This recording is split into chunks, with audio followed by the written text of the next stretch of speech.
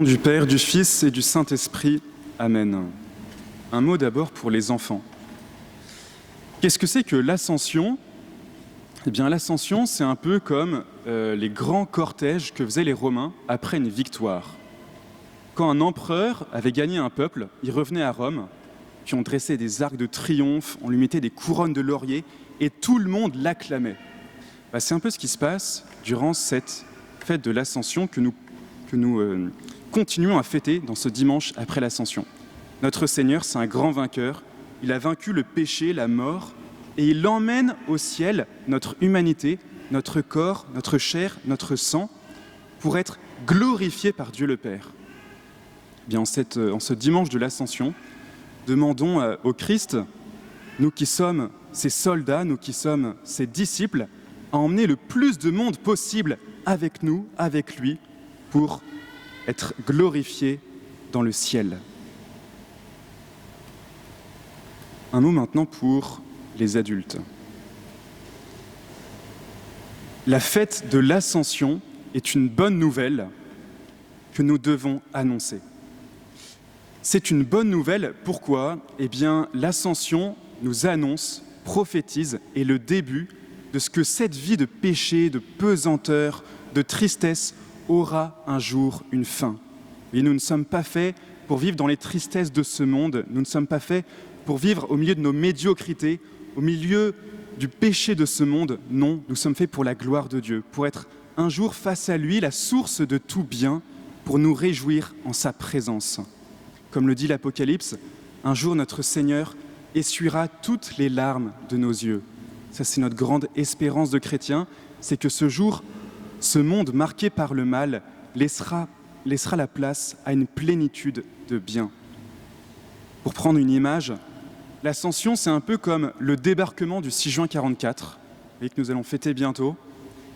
Les Alliés prennent pied sur le sol de France et commencent à le libérer. Et vous voyez, ce n'est que le début de la victoire. Tout est déjà acquis, tout est déjà en germe. Il ne faut que déployer ce premier élan. Et par l'ascension, notre humanité est montée au ciel. L'humanité de notre Seigneur a été emmenée, et avec lui, c'est notre humanité qui va être glorifiée. Et il est bon, spécialement lorsque nous sommes affligés, de repenser à cette grande idée du ciel, de nous reposer dans cette idée du ciel. Et particulièrement en ces temps où nous voyons ce monde s'enfoncer toujours davantage dans une culture de mort, à travers de ces lois de l'euthanasie qui prennent toujours plus de place dans notre société. Il est bon de se redire que nous ne serons pas toujours soumis à ce débordement de mal. Non, un jour nous serons face à Dieu dans le ciel. Mais cette consolation n'est pas seulement à venir. L'ascension n'est pas simplement un mystère qui s'accomplira après notre mort, lorsque nous serons un jour au ciel. Non, ce mystère de l'ascension a déjà une conséquence aujourd'hui et maintenant pour notre vie. Pourquoi ? Eh bien, par le fait que notre Seigneur soit au ciel, nous pouvons désormais recevoir son Esprit Saint. Par le fait qu'il soit monté auprès de Dieu, il peut intercéder pour nous pour que nous recevions son héritage. Nous recevions l'Esprit Saint qu'il nous a promis. Et notre Seigneur nous l'a dit dans une autre phrase de l'Évangile selon saint Jean, « Il vous est avantageux que je m'en aille. Il vous est avantageux que je m'en aille, car ainsi, le Paraclet, le Défenseur, viendra sur vous. » Et c'est paradoxal. Pour nous, nous penserions qu'il est bien plus avantageux que notre Seigneur soit encore sur la terre. De fait, si notre Seigneur était sur terre, il pourrait ressusciter les morts, il pourrait guérir les malades, il pourrait nourrir les foules, il pourrait humilier les pharisiens. Et cela montrerait la gloire de Dieu et cela conduirait certainement beaucoup de monde à l'Alliance. Pourtant, notre Seigneur nous dit « Il est avantageux que je m'en aille ». Il est meilleur que le Christ soit absent. Pourquoi ? Eh bien, par le fait qu'il soit absent, il n'y a plus simplement un Christ qui peut vivre sur la terre, mais son onction peut être répandue par toute la terre. Chrétien, Christianus, le terme chrétien vient du terme latin Christianus, qui signifie petit Christ. Par le fait que le Christ soit monté au ciel, chacun d'entre nous peut devenir un autre Christ, un alter Christus, un Christianus. Et par le fait même, peut faire les œuvres du Christ et peut même en faire de plus grandes. Oui, l'ascension est une bonne nouvelle, car désormais, le Christ peut multiplier sa présence partout sur la terre. Et de fait, c'est ce que nous montrent les saints. Les saints ont fait les œuvres du Christ, ils en ont fait de plus grandes. Le Christ a certainement attiré à lui bien des enfants, et il les a bénis, mais il n'a pas béni autant d'enfants que saint Don Bosco, qui a éduqué des milliers d'orphelins depuis Turin jusqu'à la Patagonie.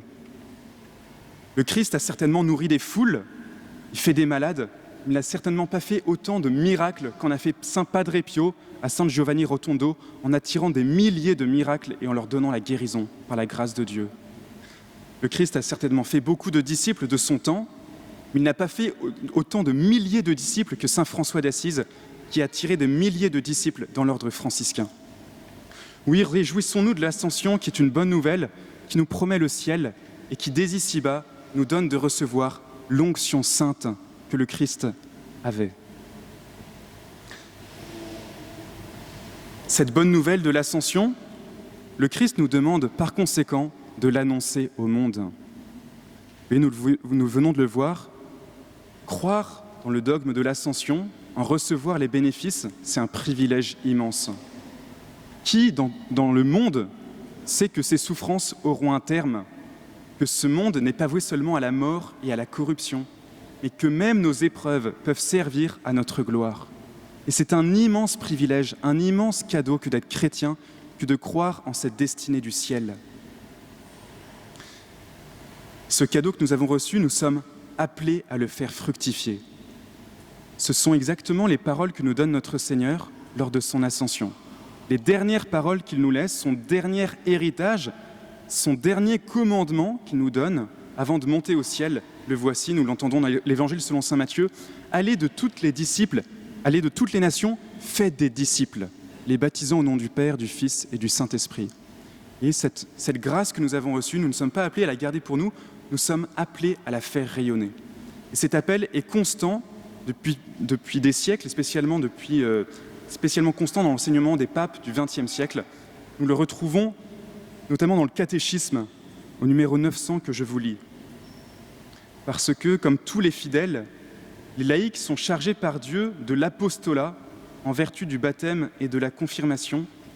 Ils sont tenus par l'obligation de travailler à ce que le message divin du salut soit connu et reçu par tous les hommes et par toute la terre. Vous voyez, les fidèles que nous sommes tenus de répandre le message divin par toute la terre. C'est un devoir que le Seigneur nous donne depuis son ascension. C'est un devoir, mais c'est aussi la source d'une immense joie. C'est la source d'une immense joie, et cela on le voit dès la vie du Christ. Il est de rares moments où le Christ exulte. Pourtant, les moments où il le fait, ce sont les moments où il voit les fruits de la mission, où il voit la victoire de l'évangélisation.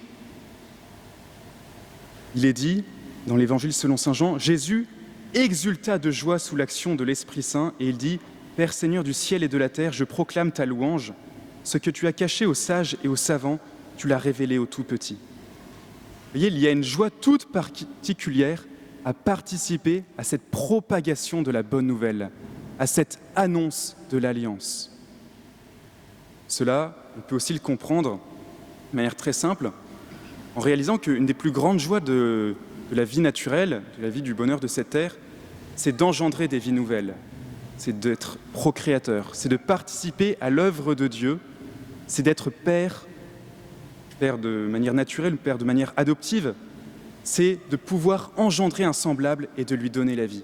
Eh bien, cette immense joie que l'on peut connaître dans l'ordre naturel, elle est évidemment encore plus grande dans l'ordre de la grâce. Pourquoi ? Parce que là, on ne donne pas simplement une vie charnelle, mais on donne une vie surnaturelle, une vie spirituelle. Participer donc à cette œuvre, non pas de la création, mais encore de la rédemption, à cette propagation de l'Alliance, est source d'une joie immense. Un des amis que j'avais au séminaire me disait « Je suis entré au séminaire parce que les plus grandes joies que j'ai connues sur la terre, que j'ai entrevues autour de moi, c'était les joies de l'évangélisation. Les moments les plus heureux de ma vie, c'était de voir des âmes s'ouvrir à la grâce de Dieu, où il y a une immense joie qui est liée à cette annonce de la victoire du Christ. » Comment faire pour annoncer cette bonne nouvelle au monde ? Eh bien, rien de plus simple, il faut simplement témoigner de sa vie chrétienne, c'est-à-dire assumer pleinement le fait qu'on est chrétien, que nous vivons dans l'alliance de Dieu et que cela réjouit notre cœur. Un exemple tout simple, si demain ou après-demain, à la boulangerie, auprès de votre machine à café, vos collègues vous demandent ce que vous avez fait ce week-end, eh bien, au lieu de dire que vous avez regardé la finale de la Coupe des Champions, vous avez vu le PSG écraser Milan, eh bien, dites, vous étiez à la messe de l'Ascension et vous avez assisté à la victoire du Christ sur la mort. Vous avez vu l'humanité, notre humanité, être conduite au ciel. Et cela est la source de votre espérance, de votre joie. Vous pouvez encore très simplement porter une croix, porter votre médaille de baptême, ou simplement aussi, dans votre conversation, eh bien, mêler le bon Dieu en parlant, mêler le bon Dieu en employant ces belles expressions françaises que nous connaissons, donc ce qu'à Dieu ne plaise, ou si Dieu veut, ce genre de choses. Vous voyez, mettre Dieu sur notre bouche, sur nos lèvres, pour que notre prochain l'entende. Aussi, je vous invite à noter très soigneusement dans vos agendas une date à venir. Le samedi 21 juin, il y aura juste à côté de cette église, sur cette place qui se trouve sur ma droite, une scène missionnaire pour la fête de la musique. Nous entendrons des musiques de ce monde réadaptées avec des paroles chrétiennes. Ce sera une très belle occasion de témoigner de notre joie d'être chrétien. Je vous invite à noter cette date, la fête de la musique, le samedi 21 juin. N'hésitez pas à venir propager cette bonne nouvelle que chacun d'entre nous est appelé au ciel. Oui, rendons grâce à notre Seigneur pour cette bonne nouvelle de l'Ascension, qui est la promesse et le gage de notre élévation à la vie du ciel, de notre prédestination à vivre dans la gloire de Dieu. Rendons grâce encore pour l'onction débordante qui nous est donnée, pour cet Esprit Saint qui spécialement va être répandu sur nos têtes au jour de la Pentecôte. Et pour reprendre les mots de la secrète, cette parole que nous allons prendre à l'offertoire, que le sacrifice de la messe que nous allons vivre, ce sacrifice nous purifie, Seigneur, qu'il donne à nos âmes la vigueur de la grâce surnaturelle pour annoncer votre nom par toute la terre. Au nom du Père, du Fils et du Saint-Esprit. Amen.